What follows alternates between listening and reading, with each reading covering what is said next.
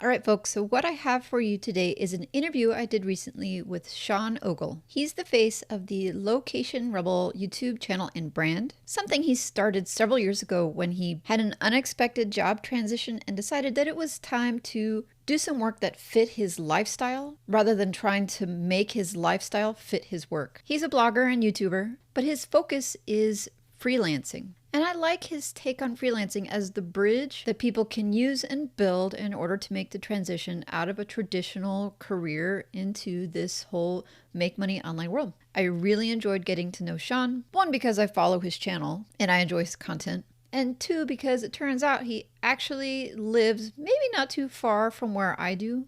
So we're able to commiserate a bit about what's going on in our part of the world. If you want to find out more about Sean or Location Rebel, the links will be in the description or in the show notes of this episode. What it is that you do. Well, the quick version is in 2009, I started a site called Location Rebel when I was going through what I dubbed my quarter life crisis. I didn't know what I wanted to do with my life. I graduated with a finance degree from Oregon State, so nice sweatshirt, great to see that. And realized that the real world wasn't what I thought. You know, the suit and the tie, the finance job, you know, by February of 2009, everything had collapsed. And so I started Location Rebel to figure out what I wanted to do with my life. I knew I had two goals. I wanted to run my own business and I wanted to travel the world. And my current job as a portfolio analyst was not getting me any closer to that. And so now, you know, 11 years later, Location Rebel kind of went from this thing where I'm trying to figure out my life to we teach people how to build small businesses that allow them to travel, give them the free time to do the things that they like to do. I have a specific focus of getting people to the point where they're making $3 to $5 grand a month, because when you're making that amount of money for the average person, that's going to help pay most of your bills. That's going to allow you to backpack around the world and support yourself. That's going to allow you to, you know, do that on the side and then focus on building the thing you're really passionate about or whatever.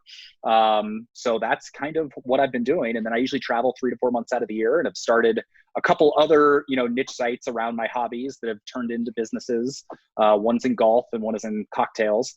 And I've got the bougiest hobbies apparently. They're like very white. It just Yes. sounds very white. Very white. Well, I grew up in Eugene, Oregon, and now live in Portland, Oregon, which I know has been called the whitest city in America at some point, but Well, speaking of the old days then, in getting ready for this interview, I actually went back and caught a TED Talk that you did in oh, 2012. If you nice. Google Sean Ogle into YouTube, that's one of the top things that pops up, and it's got like 35,000 views. So that's not like a small thing, but one of the things that you talked about in your TED Talk was that you believed, or you said, or you thought that the world's only fear was uncertainty. Right. And I'm wondering now, fast forwarding 8 years, we're in a global pandemic, and I'm wondering if that statement is maybe truer than ever, or if in your experience you think things have changed and you no longer would stick to that as being the truth. Nope. 100%. I think it's more true than ever. And, you know, and as I described it in that talk, I'll kind of break it down real quick, is there's 3 kind of phases of uncertainty. And the first one is fearing it. You're afraid of it. And that's where most people kind of live. You know, there's a quote that's like 95% of people will choose unhappiness over uncertainty. And I think that's true. It's like everything we've been taught is like, oh, it's like, stay away from that. That's bad. The next phase is overcoming the uncertainty. That's when you know that you're still afraid of it, but you're going to do it anyway. So when I quit my job and I moved to Thailand and, you know, met this random dude from the internet that I decided to go work in an internship for, that was me overcoming the uncertainty, but still, you know, not knowing what was going to happen. And then the final stage, and this is where most entrepreneurs thrive, is embracing the uncertainty, where instead of looking into something to be afraid of, you look at it as an asset, because when you don't know what's going to happen, you can essentially make anything you want happen. And so uncertainty can be the scariest thing in the world. You know, for most people, it's like, you're not afraid of the dark. You're afraid of the uncertainty surrounding, you know, what's lurking in the shadows and things like that. And I think you can use that analogy for any fear. If you're afraid of money, you're not afraid of money. You're afraid of the uncertainty surrounding what happens if you don't have it and things like that. And when you look at things from that perspective, it allows you to break down those uncertainties, come up with solutions for them, and then eventually overcome that fear and embrace it. Well, to build on that, it seems like, just from my much less experience, by the way, of being here and making money online or doing this not exactly like being off the path of least resistance is what we call it, like being like having jumped off that path. It seems like a lot of courses really focus on, the nuts and bolts, like, A to B. I need to be able to have this skill to be able to do these things. But really, what I don't know if these courses can teach is more about what you're talking about overcoming the mental part of that uncertainty. And so how are you approaching that in your Location Rebel info products? Because I think you definitely explained what it is the real challenge, but Right. yet how do you sell that, and how do you package it, and how do you teach that part of it? Well, it's interesting. So the very first course I ever created before I created Location Rebel Academy was a course called Overcoming the Fear of Uncertainty. Yeah, but who buys that, right? Like they want Nobody. to know. That was me not knowing what I was doing. I was like, oh, I've got this problem in my life. I was afraid of all the uncertainty. I figured out how to solve it. I realized this was a thing. Oh, like I'm sure other people have this problem. And the issue with that is that no one thinks of uncertainty as their problem. They're not like, oh my God, I'm so afraid of uncertainty. I wish there was a course where someone would teach me how to deal with this. And so now, like, we still have the course and we've updated it and everything, and it's part of Location Rebel. And so I don't sell you on that part of it. I might mention it, but when you get in the course and we're talking about all the mindset stuff and all of the things you have to work through to get ready to be able to build a business, it's like, oh, hey, go read this. And then when people start reading it, they're like, oh, this is me. This makes sense. And so it's almost like you have to just kind of like slide it in there and, make it part of the, the greater product or the greater program, which is really what we've done with that. So what percentage, I guess, of the work that people need to do would you say is the mindset, even though, versus what percentage of the training is the nuts and bolts? Do you think those Yeah. are balanced? It's one of those things. I think most people think it's 90% work and 10% mindset, and it's probably closer to, the opposite. Realistically, the nuts and bolts of what I teach, it's not that difficult. Like the work itself is not hard. The hard part is being consistent. The hard part is being able to deal with the ups and the downs of it. Hard part is being able to have confidence in yourself when everyone's like, you can't build, an internet business and all of that stuff. And having faith in yourself that you can. And that's one of the big benefits of a community like ours, where we've got thousands of people that are all like working on that right now that you can lean on for support and get accountability and all of that stuff.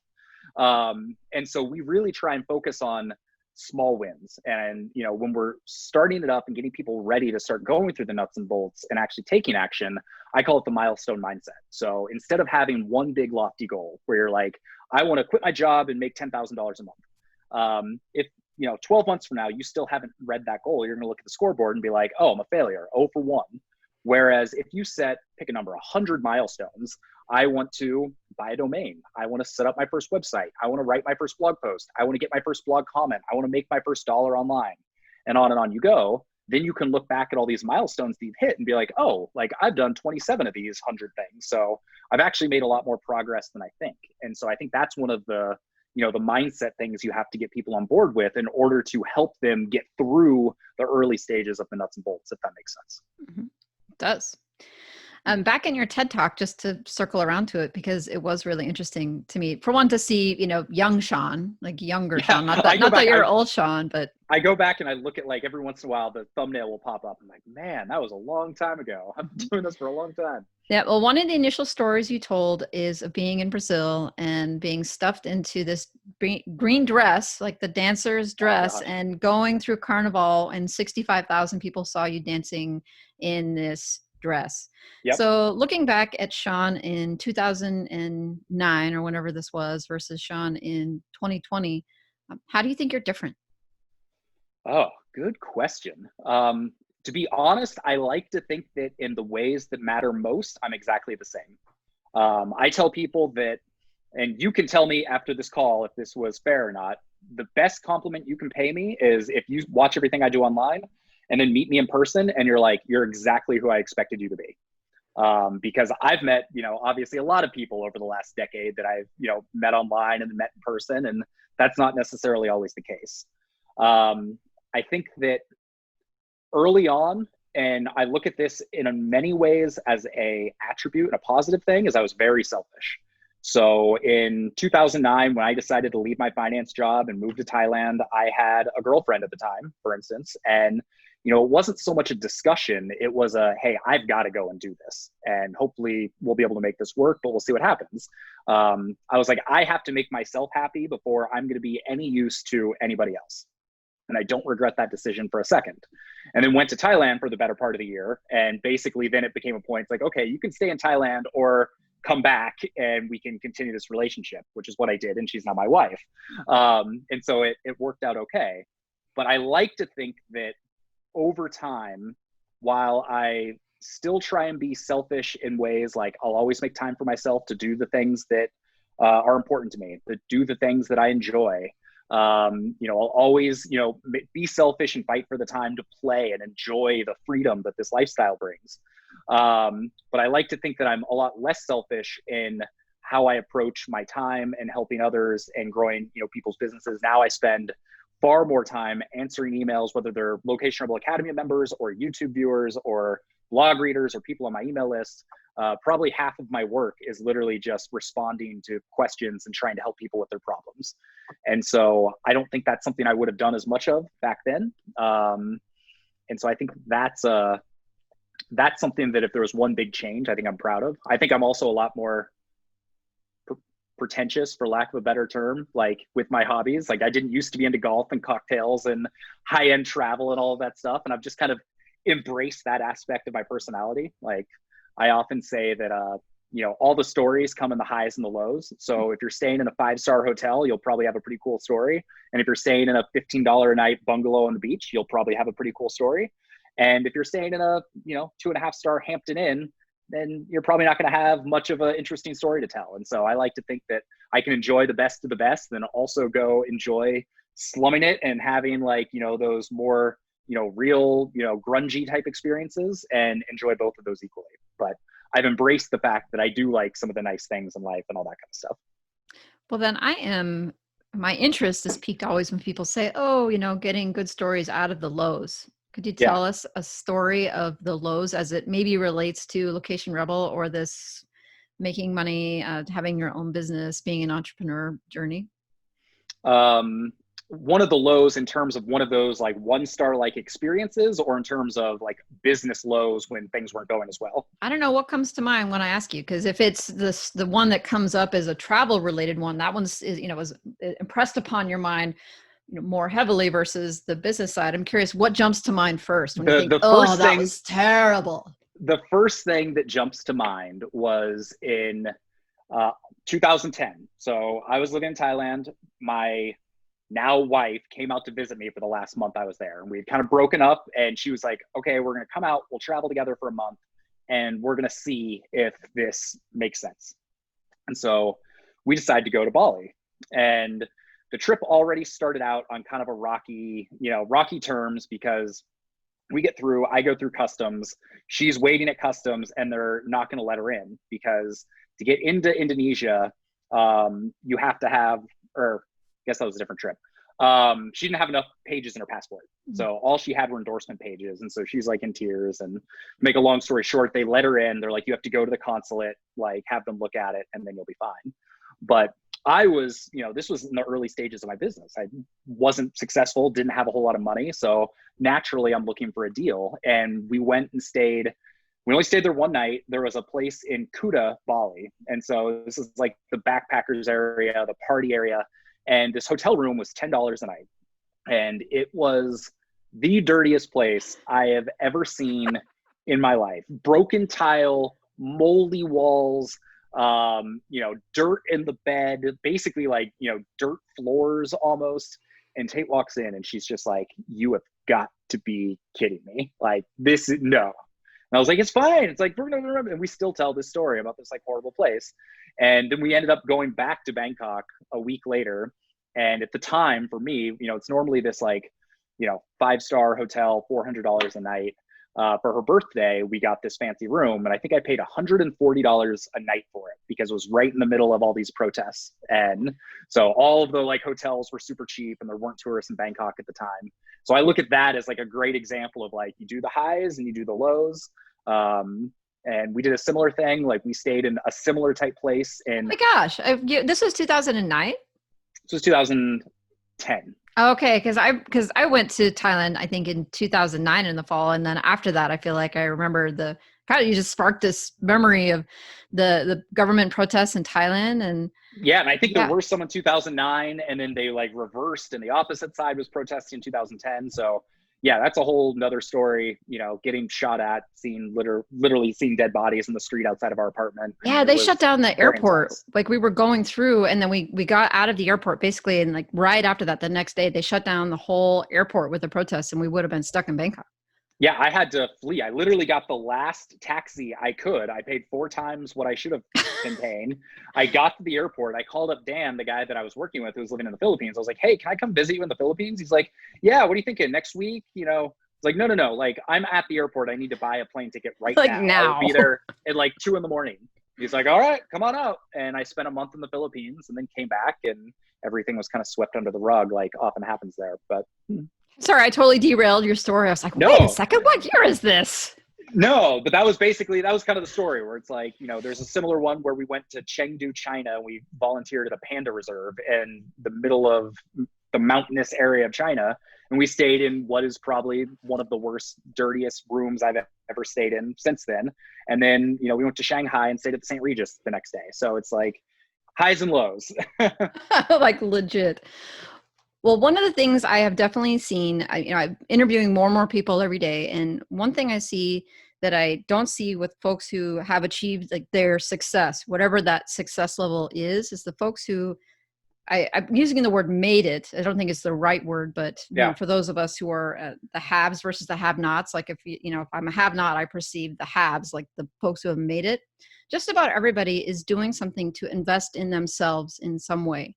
Maybe it's because they have more time freedom, or maybe it's because they have more money and they're free of this like frantic, I must make money to survive. But I see a lot of Yeah. people doing meditation or focusing on working out or investing in this. Yep. What are you doing now?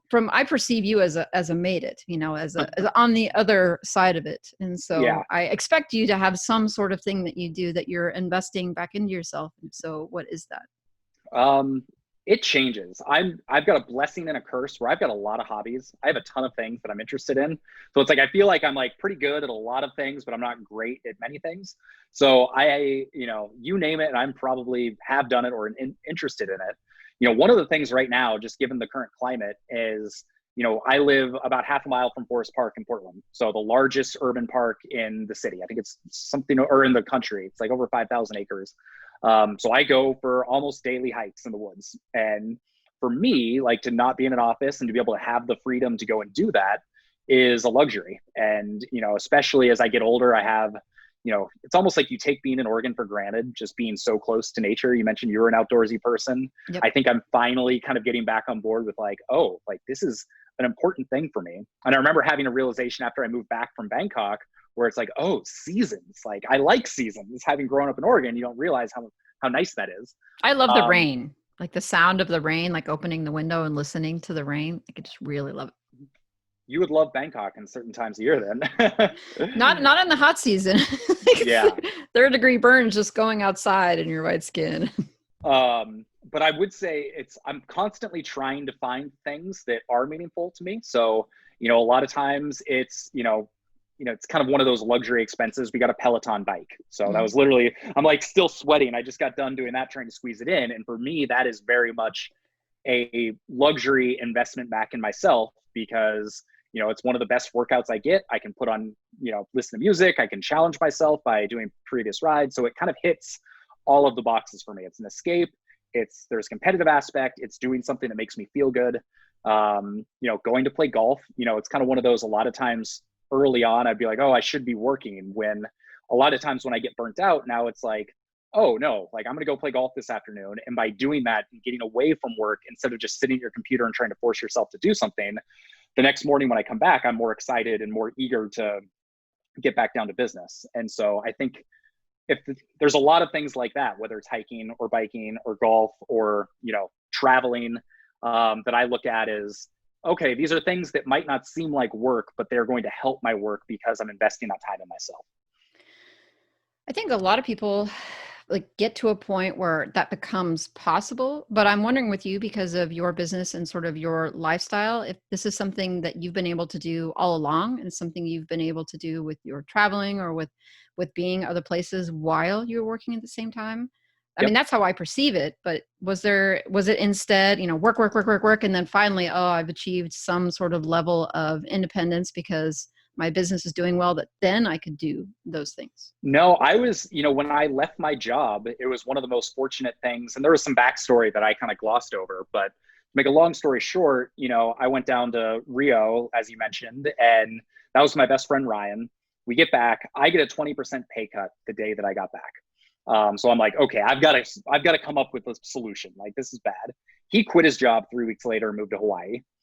He was there for 8 months. He's like, I just want to tread water, live on an island, and then he was going to go start traveling the world in January. And so I was like, okay, this is like my goal. I've got to like figure out a solution where I can go travel with him, and do that. And so what ended up happening was I left my job in October. I convinced him to start his trip in Thailand, where I got this kind of internship freelance opportunity. The first month I was there, he was with me. We were hanging out, we were partying, we were traveling, doing the whole thing. And so I had this opportunity where I went to Thailand, and the whole thing was all about remote work. And so I would spend, half my days or most of the days working from, coffee shops or my apartment or a beach hut or wherever it was. And then I'd go out and party and travel and do all this stuff with my friends. And so I was fortunate that I left my job when I did, because travel and working remotely just became like part of the DNA of what I do.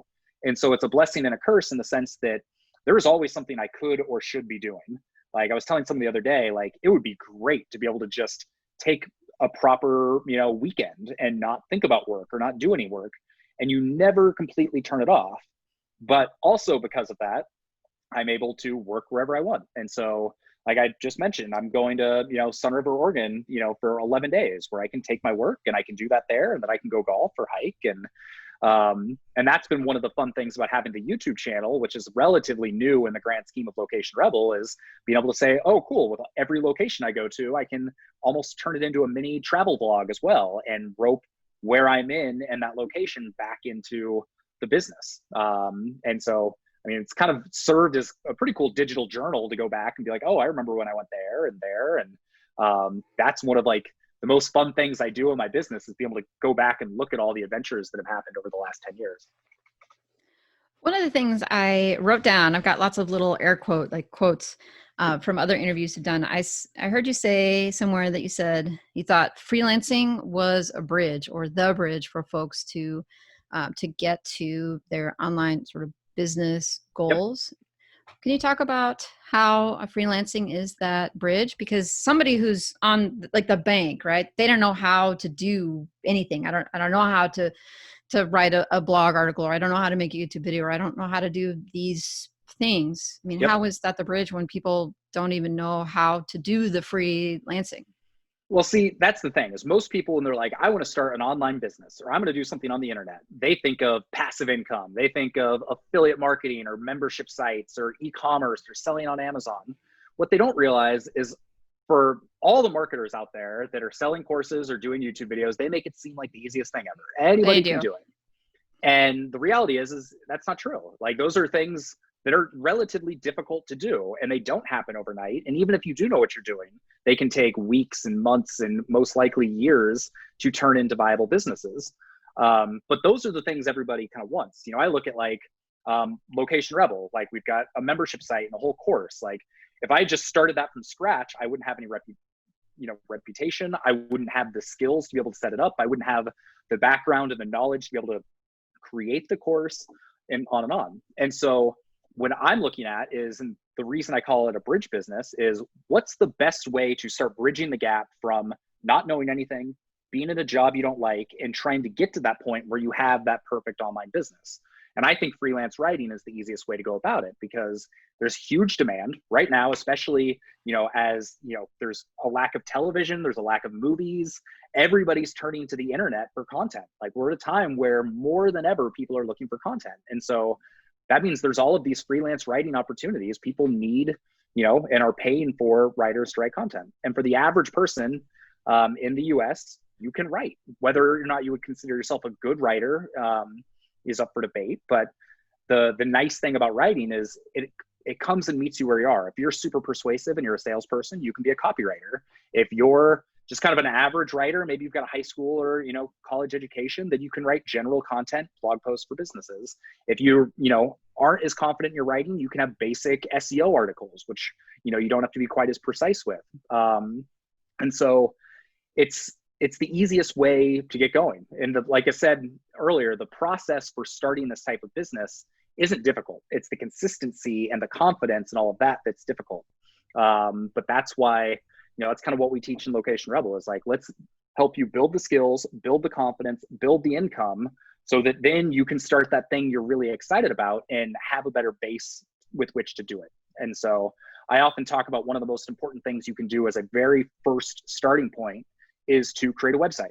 So create a freelance services website. So when you're pitching people or you're trying to find work, they can come back and they can look at your site and they can see who you are and see what your skills look like and hopefully find some, interests that you have in common and build rapport. But having that website and going through the process of having it it serves as a training ground. You can read all the courses and you can go through all the stuff, but if you don't get hands-on with it, then you're never actually going to learn anything. So by having a website, you're learning copywriting, you're learning the basics of design, you're learning SEO, you're learning how to set up a website, which is a skill that you can get paid to do. So that's why I think a freelance business is so helpful. You can learn all those skills, you can make money, you can start quickly, and it's a skill that you've already got, and it'll all benefit what you want to do down the line. So I'm going to say, I concur with all of that stuff, by the way.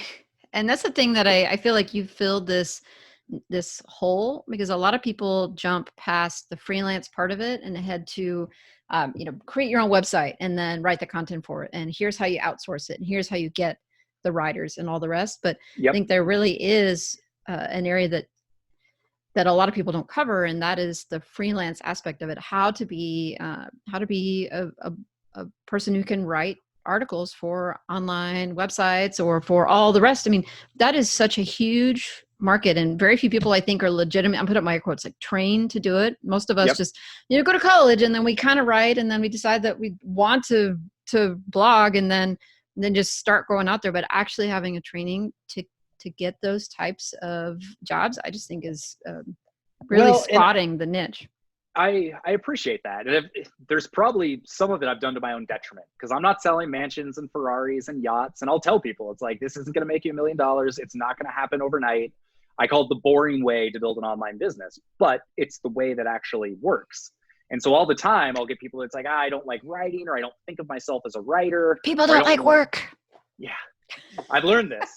And, people would say, it's like, oh, I'm not passionate about doing that. And I was like, well, I wasn't passionate about freelance writing either. Or, I started, a lot of what I did was freelance SEO early on.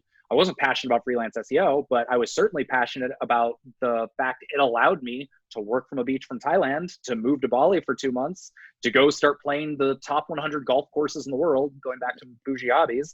The ability to have food to eat. How about that? How about the bougie hobbies? To pay your bills, all of that stuff, and to have financial security. Like, it just goes on down the line. So yeah, did I love it? No, but I'd rather be doing something I didn't love that gave me the freedom to continue doing all the stuff I did love, as opposed to having a job I hated and chained me to a desk for, 40, 50 hours a week. Having no ability to do the things you love. Yes, exactly. And that was what I still remember. I talked about it in a few marketing emails. I still remember back in the summers when I would be in my desk job and I would have my suit and tie, and we worked out right down by the Willamette River in Portland and downtown. And the Brewers Festival is one of my favorite events every year. And so every summer, usually go down there. I remember literally looking out the window and seeing all the people and being like, oh, I can't go to that right now. I'm stuck up here. And so it's funny, because now there's a restaurant across the street that usually once a summer I'll go to, and on a Tuesday at 3 p.m., I'll go out with my laptop and I'll get a beer and I'll just look up at my old office as kind of a reminder to be like, hey, this is a privilege. This is not a right. Remember how you got where you are. Don't take it for granted. Get back to work. How does your bucket list look? So my bucket lists have evolved. I actually need to update the one on Location Rebel. As backstory, that was the very first post I ever published. Location Rebel started as a way to hold myself accountable for all of the things I wanted to do in life. And so I created a list of 100 things that I wanted to do. And I started kind of going off the list. And, I look at some of the things that I never thought would happen. Like a big one that comes to mind is going to Cuba and having a cigar before the embargo is lifted. And when you're sitting in your finance desk job, you're like, when am I ever going to do this? And it happened about 3 years after I wrote that post. A lot of travel items, a lot of different things on there that we've checked off. But now, as I've embraced my slightly pretentious hobbies, my bucket list has evolved into a couple more. So I have a goal of trying to play the top 100 golf courses in the world, which is kind of a bucket list in and of itself. I'm at 52 out of 100, I think. And then I've also got my goal of trying to go to the top 100 bars in the world, which is, falls into the same camp. And I think I'm at 59 of the top 100 bars. So I've really just kind of created sub bucket lists for the things that I'm passionate about. And as I get more knowledgeable about these things, being able to do it just enhances your enjoyment and your knowledge of those hobbies even further, which is kind of cool. All right, I'm going to let you go here pretty soon. But before we go, I wanted to ask you this, and I'm still working on the best elegant way to ask this, but I think I do a pretty good job of asking questions, but I'm sure I have missed something. And you got to be sitting there in your seat thinking, man, I have this gold inside of me. If only this person would ask it of me. What question or what topic or what about you do you think is so valuable that I missed? I just completely blew it and didn't ask you about. Honestly, you got a lot out of me. I got to give you credit. You asked very good questions. I'm not sure there's necessarily I think the thing I would go back to, and you can tell me if this is a fit for your audience, but for the person who's sitting there listening to this, maybe they want to start a business, but they're not sure how to do it, or they're afraid to do it. The thing that I would tell that person is it's easier than you think. You just have to start and actually take action and then be consistent. I don't know anyone who has taken consistent action every single day for, call it 2 years, that hasn't had a certain level of success. And if you want to start this kind of bridge business that we've talked about, the steps are really simple, to be able to create a website and then find people to reach out to and then pitch them on writing work. Like that whole process is, the nuts and bolts are very easy. The hard part is the mindset that we kind of touched on a little bit. And just remember, you can do it. It's probably easier than you think, but staying consistent and working through the mental side of things is just as hard as you think. So find support, find a community, whether it's, someone online, whether it's a close friend, whether it's a family member. Don't try and do it alone. I consider myself kind of a solopreneur, but there's nothing solo about solopreneurship. You've got to find that community. You've got to find that accountability. And I think those are really important things to remember as anybody's getting started. I think that's actually a really important point about the community. And I think that for a lot of us I think of us as coming up right now, who are in the first 2 or 3 years of this business, because we're out of the first year, which is, I think, the danger zone, where it's really easy to quit. You haven't thrown that much in. You could still go back to the old job. Your certifications are still all active. It's easy to just go back. But in year 2 or 3, it's like, well, I haven't been doing that for a while. I mean, this is really becoming the thing. But I think a lot of people are alone and they don't realize that there are other ways, or how valuable it is to be out there and talk to other people who are just going through the same thing. Even if it's just to say, here's what I worked on, and just know that I'm here, right? It's just know that I exist and that I'm trying to do the same thing. Because I think most people in our circles, they don't understand. They think it's a scam, or sending money to Nigeria or something. The Google pays you? Like the wait, Google? Huh? The Google? You work for Google? Like, no, but it's literally, they don't understand. And so knowing that there are people out there like you, and that you have a community for people to go to, I almost feel like the community is the most valuable component aside 100%. from what you teach. Well, and that's the thing, is everyone's like, well, like I can learn all this stuff for free. 80% of the stuff in Location Rebel Academy, you can find, either through my website, my YouTube channel, other people's channels, all scattered about. There is probably 20% in there that's, just there that I think makes a big difference. But really what you're paying for is you're getting it all tied up in a nice little bow. It's all step by step. We lay it all out there in front of you. and you have the support of the community and myself to hold you accountable, answer questions. I mean, I think that, information is a commodity these days. There isn't a whole lot out there within some of these courses that you can't find elsewhere. The hard part is, getting all the information and deciphering what's real and what works and what's legitimate. But I truly believe it's that support and accountability that is more important than anything. Awesome. Well, before we wrap up, this is your chance. Just tell us anything else you think we need to know, where we can find you. Do you want to talk about Location Rebel or anything else? Like, I'm happy to hear all of it. Let's hit it. Totally. So with Location Rebel, if you're looking to build an online business, then I think it's the most realistic, step-by-step, best way to approach it. As I mentioned, I'm not going to make you a millionaire, but we certainly have people that over the time since they've been members, they built six-figure businesses. And that's one of the cool things about the community is we have those people that have built bigger businesses that, they feel like they owe a lot of their success to the community. So they come back and they mentor and they help people. And then you've got people that are just getting going that are, right there with you that you can form accountability groups with and talk to and work through that stuff together. And then you've got everyone in between. So you have those people that are 2 or 3 steps ahead. They're like, oh, I just went through this. I just got my first client. Here's what I learned about this. And those are often the most beneficial people to talk to. It's like for me to go out and learn from like Tony Robbins, he's so far beyond me with his marketing and all that stuff. That's not helpful. But you find the person that's one step farther. And I feel like that's one of the areas where Location Rebel shines, because no matter where you are, whether you don't have a business, whether you're just getting started, whether you've got a little bit of traction, we've got those people that are kind of right there with you and then maybe a step or two farther. If you're into golf, breaking80.com with 80 spelt out. And if you're into cocktails or just want to learn how to make a good drink for, your next friend that's coming over, it's slightlypretentious.co. We have fully leaned into our pretentious hobbies, and I just still find that hilarious.